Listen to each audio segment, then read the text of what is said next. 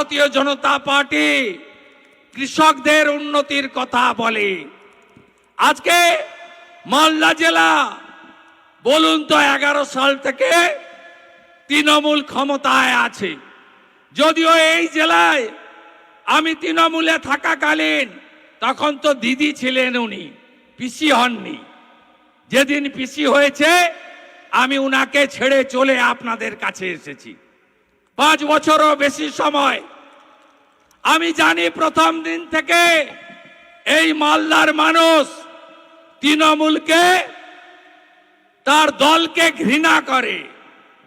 1998-তে দল প্রতিষ্ঠার পরে বিজেপির সঙ্গে জোটে কয়েকদিন ছিল, তারপরে 11 থেকে কংগ্রেসের হাত ধরে, তখন মানিকচক ছিল না, রতুয়া ছিল না, আড়াইডাঙ্গা নাম ছিল, একমাত্র সাবিত্রী মিত্র জিতেছিল। তারপরে কংগ্রেসকে ব্যবহার করে তৃণমূল আবার একা চলতে ফেলে দিয়ে একা চলতে শুরু করলো। 14 সালের লোকসভা নির্বাচন, উত্তর মালদা, দক্ষিণ মালদা তৃণমূলের প্রাপ্ত ভোট 14% মাত্র। জামানত ছিল না, সিকিউরিটি মানি ফরফিট হয়ে গেছিল। 16 সালের বিধানসভার ভোটে এই জেলাতে তৃণমূল 0 পেয়েছিল।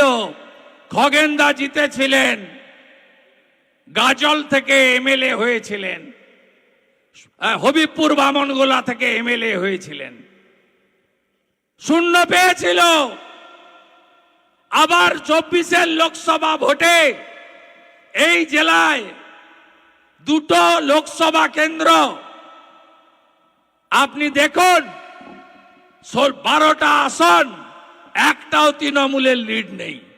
হরিশ্চন্দ্রপুরে আছে, উত্তর না। রতুয়ায় আছে, উত্তর না। চাঁচলে আছে, উত্তর না। মালতীপুরে আছে, উত্তর না।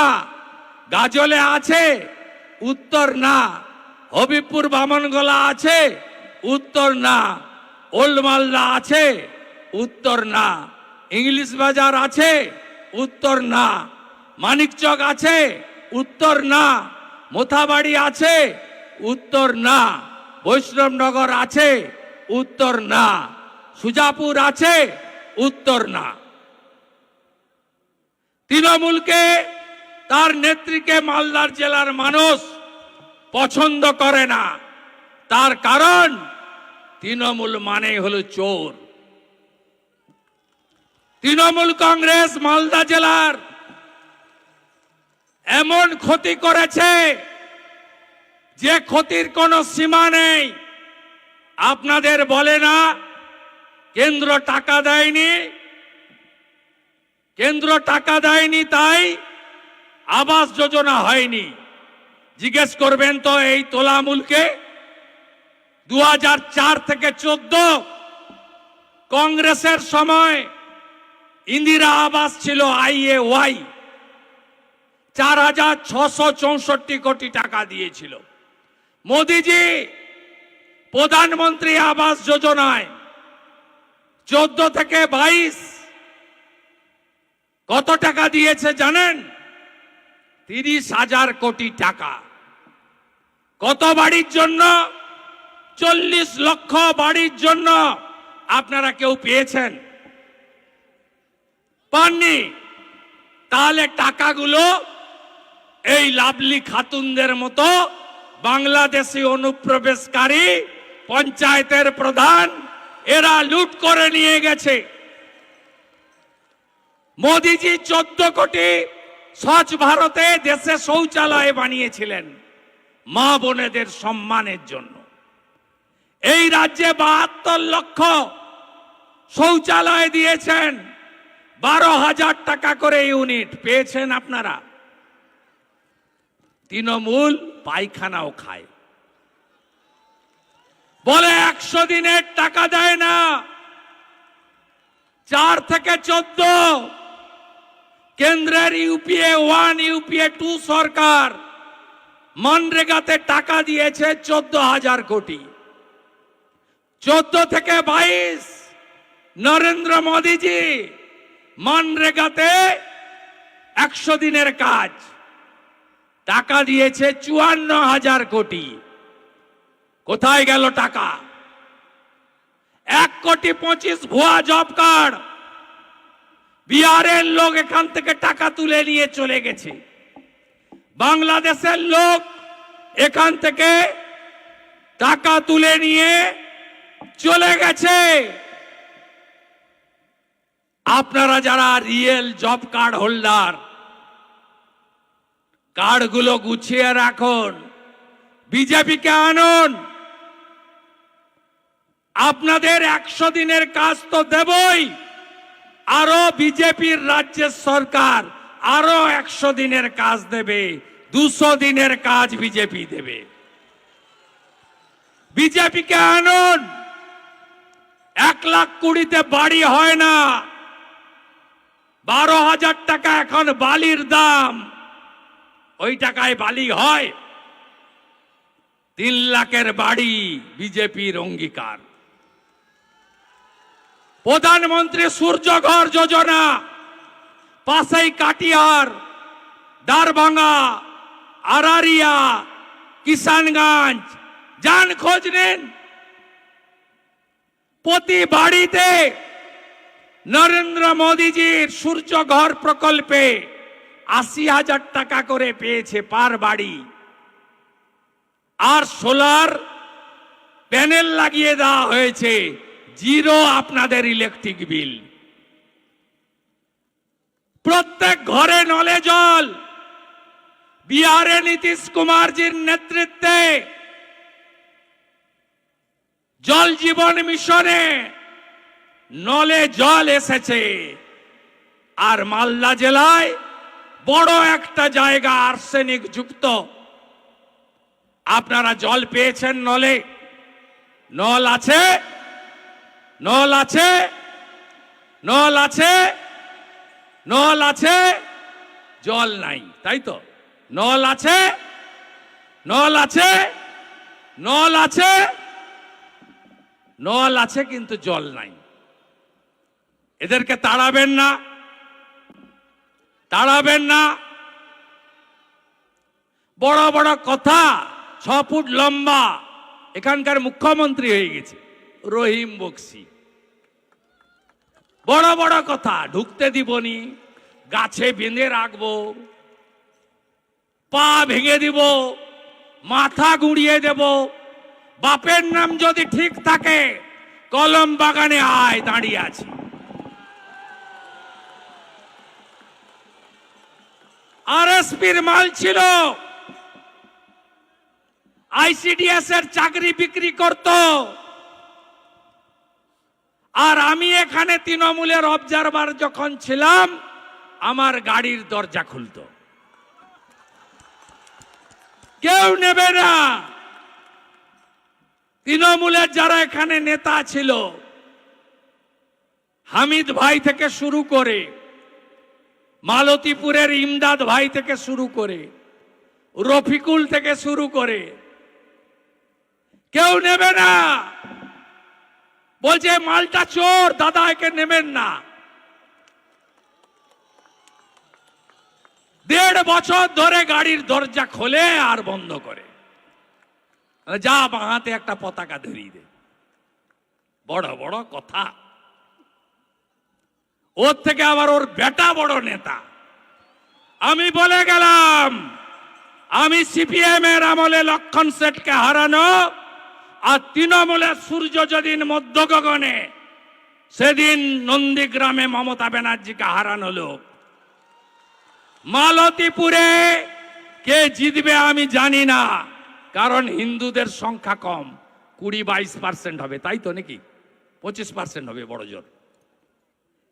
কিন্তু রহিমকে আমি জিততে দেব না, দেব না। আমি আপনাদের কথা দিয়ে গেলাম, আমি প্রতাপ সিং আর শঙ্কর চক্রবর্তীকে ডাকবো কলকাতাতে, বলে দেব কি করে এদের সমূলে উৎপাটিত করতে হয়। আমি জানি, ভরসা রাখুন, তাজমুল মিয়া আগে ভালো ছিল, এখন বদলে গেছে। চোরের দলে গেলে সবাই বদলাবে।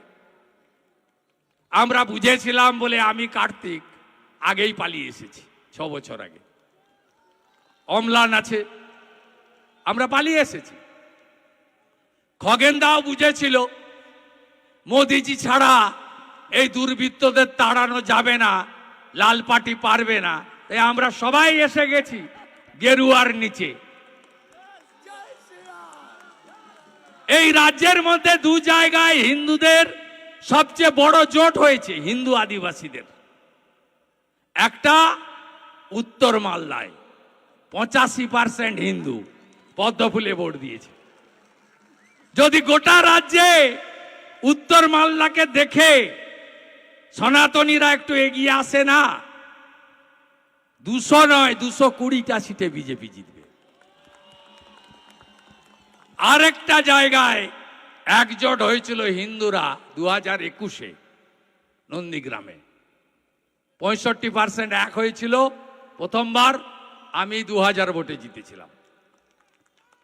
24-এ 72% হিন্দু এক হয়েছে। অভিজিৎ গাঙ্গুলি 8200 লিড পেয়েছে। আর 3 মাস পরের ভোটে ওখানেও উত্তর মালদার মতো 85% হিন্দু পদ্মফুলে ভোট দেবে এবং বিজেপি যাকে দাঁড় করাবে তিনি 20,000 ভোটে জিতবেন। আপনারা নিশ্চিন্ত থাকুন। আপনারা জানেন এসআইআর এর বিরোধিতা কেন করছিল? কেন করছিল জানেন? এই যে ভুয়া ভোট দেয়, আপনি জানেন খগেনদাকেই হারিয়ে দিত একটা দুর্নীতিগ্রস্ত পুলিশ অফিসার। বালুরঘাটে গেলে সবাই বলে চরিত্রহীন প্রসূন। তিনি এখন নেতা হয়েছেন, রাজ্য সরকারের পোস্টেও আছেন, 1,10,000 টাকা বেতন পান। আবার চাঁচল হরিশ্চন্দ্রপুরের কোঅর্ডিনেটর হয়েছে। বিচিত্র রাজ্য, এই রকম রাজ্য কোথাও পাবেন না। তো উত্তর মালদায় কোনো নেতা নাই, উত্তর মালদায় এমপি সিটে দাঁড়ানোর মতো কোনো লোক নেই। গনি খান চৌধুরীর বাড়ির মেয়ে মৌসুম বেনজির নূর লড়েছিল 19-এ, তাকে তো ঘরে ঢুকিয়ে দিয়েছেন।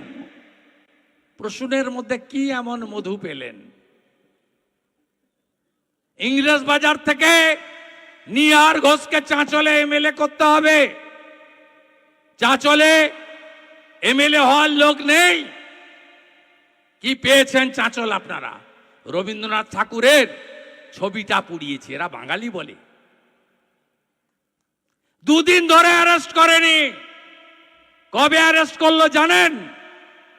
আমরা আইসিসিআর থেকে রবীন্দ্র সদন মিছিল করার পরে। এই যে আইসি শুনছেন তো নাকি? দূরে দাঁড়িয়ে খুব লজ্জা লাগছে না? এত বাধা দিলাম, 26 তারিখ বাতিল করলাম, 2 তারিখে কোর্ট খুলবে, ভ্যাকেশন বেঞ্চে চলে গেল বিজেপি। ভাবতেই পারছে না আইসি কি হবে আমার। ভাইপো আসবে 7 তারিখে, তারপরে পিসি আবার আসবে, কি হবে আমার? আপনার যা হবে এপ্রিল মাসের পরে বুঝতে পারবেন। আপনার যা হবে বুঝতে পারবেন। এবারে বিজেপিকে কেউ রুখতে পারবে না। ছাপ্পা মেরে চুরি করে বাংলাদেশি মুসলিম অনুপ্রবেশকারীদের ভোট নিয়ে আমাদের সঙ্গে ওদের তফাৎ 2024-এ মাত্র 40 লাখ। আর প্রথম রাউন্ড সেমিফাইনালে एसआईआर থেকে বাদ চলে গেছে 58 लाख। ये तो पहले झांकी है, अभी काशी मथुरा बाकी है। 14 ফেব্রুয়ারি দেখবেন তৃণমূল বলছে আমরা ভোটে লড়বো না।